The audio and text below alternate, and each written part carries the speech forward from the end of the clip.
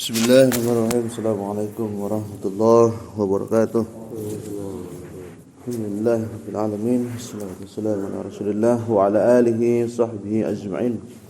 Ma'ba'd. Pertama marilah kita menjadikan puji syukur kehadirat Allah Subhanahu wa taala yang senantiasa memberikan kita nikmat yang tiada henti-hentinya sehingga kita bisa terus meningkatkan keimanan dan ketakwaan kita pada Allah Subhanahu wa taala dan terus meningkatkan kualitas dan kuantitas ibadah kita kepadanya.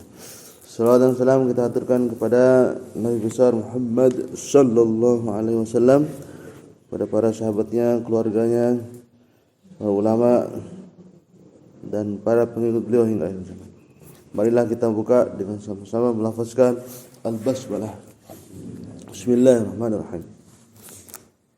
Kita masuk ke lanjutan dari adab buang hajat ya. Dan pada kesempatan ini saya akan bacakan terkait dengan larangan untuk berbincang-bincang ketika buang air kecil maupun buang air besar. Wala yatakallamu 'alal bauli wal ghaid, dan janganlah berbicara ketika buang air kecil maupun buang air besar. Ayy nadban, yaitu sifatnya sunnah ketika kita tidak berbincang-bincang di dalam buang air besar maupun buang air kecil. Jadi tidak bicara saja, itu maksudnya nilainya sunnah, dapat pahala sunnah. Kemudian qala Abu Sa'id radhiyallahu anhu, sami'tu Rasulullah sallallahu alaihi wasallam yaqul, berkata Abu Sa'id Al-Khudri, semoga Allah senantiasa meridhai beliau. Beliau mengatakan, sami'tu Rasulullah, saya mendengar Rasulullah sallallahu alaihi wasallam yaqul, berkata, la yakhrujur rajulani yadribani al-ghaid kashifain awratayhima yatahaddatsani fa inna Allah ta'ala yamkutu ala dhalik. Nabi SAW mengatakan, tidaklah keluar dua laki-laki kemudian dalam rangka menunaikan buang air besar, kemudian mereka membuka auratnya dan mereka berbincang-bincang. Yatahaddatsani, mereka berdua sambil ngobrol. Fa innallaha, sungguhnya Allah taala, yamkutu ala dzalik, memurkai hal tersebut.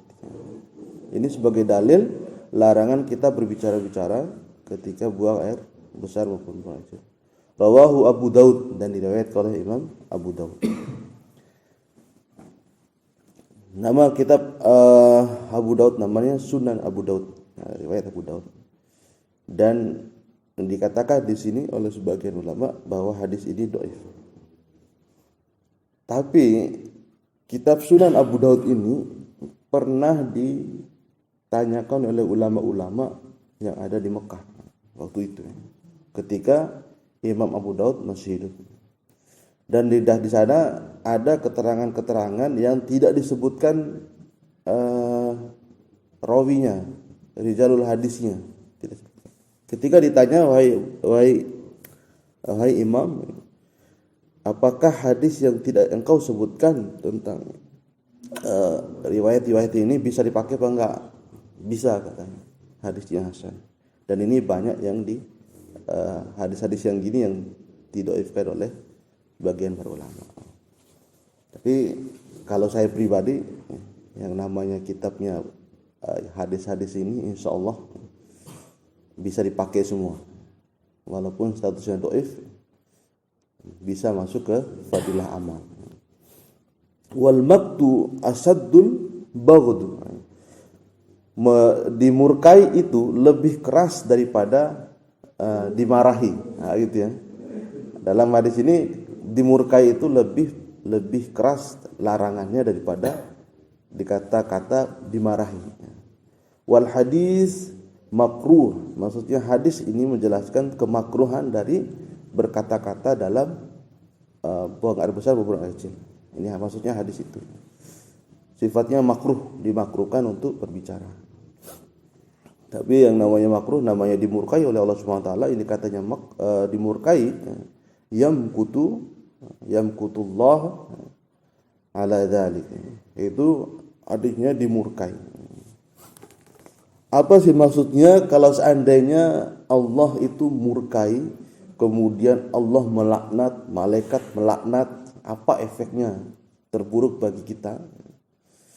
Nanti kalau seperti itu bisa dijauhi dari rahmat Allah, itu kata para ulama. Melaknat itu Allah melaknat, itu Allah menjauhi. Allah menjauhi dari rahmat. Bisa susah dapat rahmat dari Allah Subhanahu wa taala. Walam yuqdi ila tahrim. Jadi ketika berbicara juga tidak sampai kepada pengharaman. Di sini cuma dimakruhkan saja. Kalau kita diam itu dalam rangka mengikuti sunnah Nabi SAW, maka kita dapat pahala sunnahnya.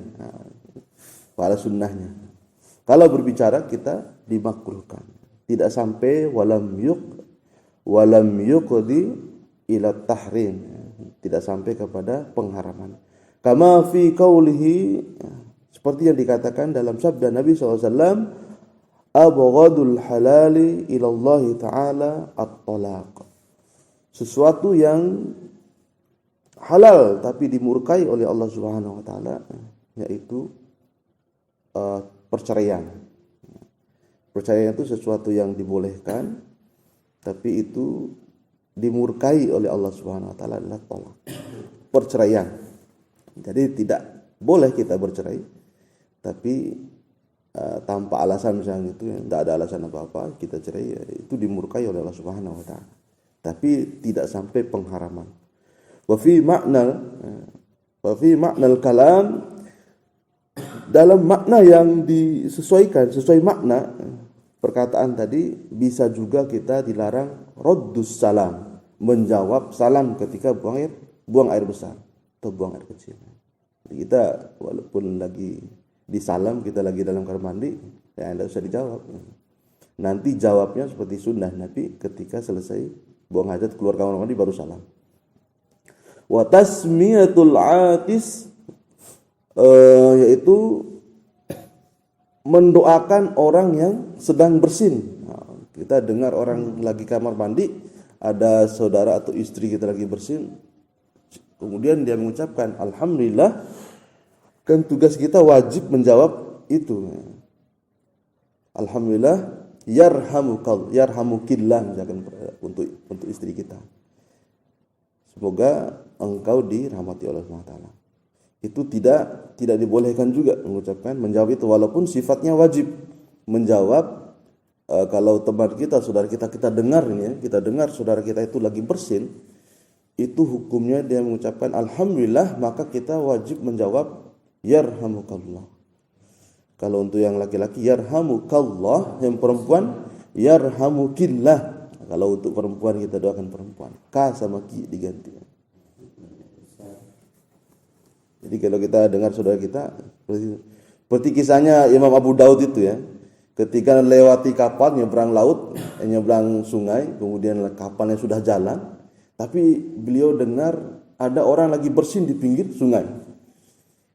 Minta kepada nahkoda kapalnya kebalik, dia bayar sebanyak 2 dirham. Saya bayarlah 2 dirham katanya, biar balik sebentar.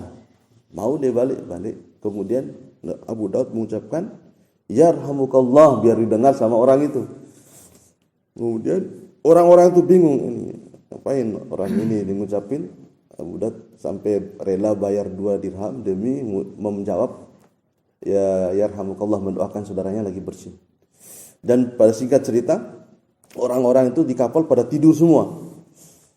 Dan mereka bangun dan mereka menceritakan cerita yang sama. Mimpinya sama semua di penghuni kapal itu. Dan dalam mimpi mereka melihat Imam Abu Daud yang memiliki kitab Sunan Abu Daud itu membeli surga dengan harga 2 dirham. Seperti itu yang menjalankan sunnah. Tapi dalam kasus ketika buang air besar maupun buang air kecil itu tidak dibolehkan, dimakruhkan untuk mengucapkan. Kemudian watahmid, sama juga mengucapkan tahmid, memuji Allah Subhanahu wa taala. Alhamdulillah, kita bilang lagi bersin di kamar mandi. Kita bilang alhamdulillah, itu tidak boleh, itu dimakruhkan. Walau atasa, kemudian kalau seandainya bersin, hamidallah, kemudian mengucapkan pujian kepada Allah taala biqalbihi wala yuharriku lisanahu. Kalaupun kita bersin dalam keadaan pengen muji Allah Subhanahu wa taala, cukup diucapkan di dalam hati saja. Tidak sampai menggerakkan lisannya, wala yuharriku lisanahu, dan tidak sampai menggerak-gerakkan lisannya untuk mengucapkan, hanya dalam hati saja. Ya, tidak sampai dengar. Qala al-Muhib at-Tabari, berkata Imam at-Tabari, wa yanbaghi an la ya'kula wa la yashrab, dan tidak boleh makan dan sambil minum ketika buang air besar dalam kamar mandi. Jadi tidak pantas makan di sana maupun minum di sana. Wa yanbaghi an la yanzuru ma yakhruju minhu wala ila farjihi, dan tidak boleh kita melihat apa yang keluar, ma yakhruju minhu, apa yang keluar itu kencing sama BAB, ngapain kita lihat ya, tidak usah dilihat. Kemudian tidak boleh melihat kepada kemaluan, tidak usah lihat. Wala ila farjihi, ya. Iya, tidak boleh, ini lagi buat tidak usah dilihat kita ini keterangannya. Dimakruhkan. Makruh. Tidak usah dilihat juga. Kemudian wala ilas samai. Kemudian wala ya'busu biyadihi, dan tidak perlu melakukan hal-hal memegang sesuatu yang tidak penting dengan tangan kita di sana. Wa yakrahu italatul qu'ud, dan dimakruhkan juga berlama-lama duduk di sana. Kalau sudah selesai saja. Kemudian alal khala, itu di tempat buang air besar. Tidak usah berlama-lama di sana, keluar. Kemudian wa yukrahu an yakuna ma'ahu syai'un fihi ismullah ta'ala, dan kita tidak boleh membawa sesuatu apapun benda yang kita bawa yang di sana ada nama Allah Subhanahu wa taala. Kal khatam, seperti cincin, wad darahim, maupun dirham. Dirham ini ketika zaman Umar bin Khattab ada tulisan ada nama Allah yang tidak bisa dibawa ke kamar mandi. Cincin juga ada tulisan nama Allah, maka tidak boleh membawa ke kamar mandi. Wa kadza ma kana fihi Quran. Seperti itu juga kalau seandainya di sana ada Quran. Ada di dalamnya ada Al-Qur'an. Kemudian itu tidak boleh kita membawa Al-Qur'an ke dalam kamar mandi. Ulhiqa bismillah ta'ala ismu rasulihi ta'ziman lahu, dan dilarang juga kita membawa yang nama-nama yang seperti nama yang dimuliakan seperti nama-nama Allah ini, seperti nama Rasul. Ini keterangannya, kana alaihi salatu wassalam, Nabi sallallahu alaihi wasallam itu idza dakhala al-khala, kalau seandainya masuk kamar mandi, kamar buang air besar itu, wada'a khatamahu li'annahu kana alaihi Muhammadun Rasulullah sallallahu alaihi wasallam. Nabi sallallahu alaihi wasallam ketika masuk dalam kamar mandi atau tempat buang air besar atau buang hajat, wada'a khatamahu, beliau meletakkan cincinnya, karena di dalam cincin tersebut ada tulisan Muhammadun Rasulullah, ada nama Rasul dan ada nama Allah Subhanahu wa taala. Rasulullah, utusan Allah Subhanahu wa taala. Rawahu Tirmizi wa qala Tirmizi hada hadisun hasan sahih. Ini keterangan dari Imam Tirmizi bahwa hadis bahwa Nabi meletakkan cincin yang ada tulisan namanya sama nama Allah, itu hadisnya hasan sahih. Ini khas dari Imam At-Tirmizi ketika menyatakan suatu keterangan hadis yang tertinggi nilainya namanya hasan sahih. Cuman ada di Imam Tirmizi hasan sahih digabung hasan sama sahih.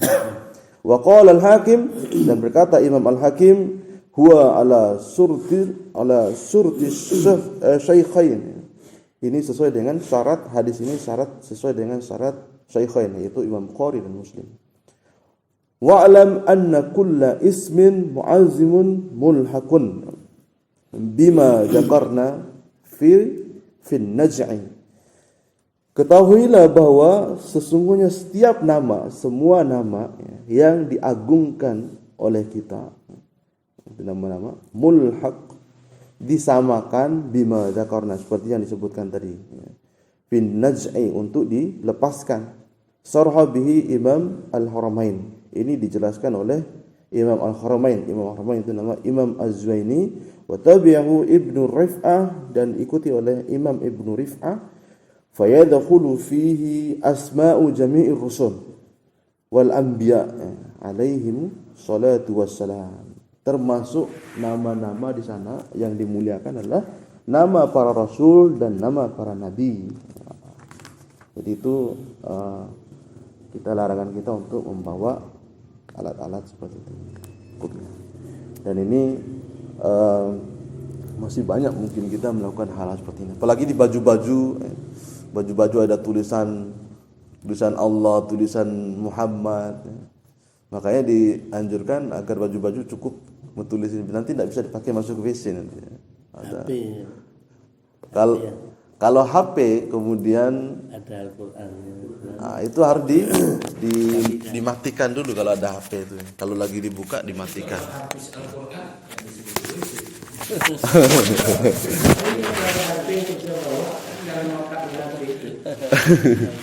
Yang dilarang itu yang secara zahir. Kalau yang di dalam otak itu sesuatu yang tidak bisa kita hindari. Masa kita mau hilangkan dulu Al-Fatihah dalam otak kita? Enggak. Ada sesuatu yang bisa kita, itu namanya masuk ke lama-lama. Mau lama-lamakan sesuatu ya. Berlama-lama itu. Termasuk berlama-lama. Bukan di kamar, bukan di kamar mandi, di kamar merokok. Kamar mandi. Allahu a'lam bishawab. Mengurangi ibadah itu. Itu saja. Mudah-mudahan bermanfaat. Insyaallah kita masih terus, kalau masih buka di sini. Insyaallah nanti saya juga mau, kalau seandainya kita pindah ke timur, saya lanjutkan ke timur. Kalau seandainya mereka tidak kegiatan ba'da subuh. Allahu a'lam bishawab. Subhanakallahumma wa bihamdika asyhadu an la ilaha illa anta astaghfiruka wa atubu ilaik. Wassalamualaikum warahmatullahi wabarakatuh.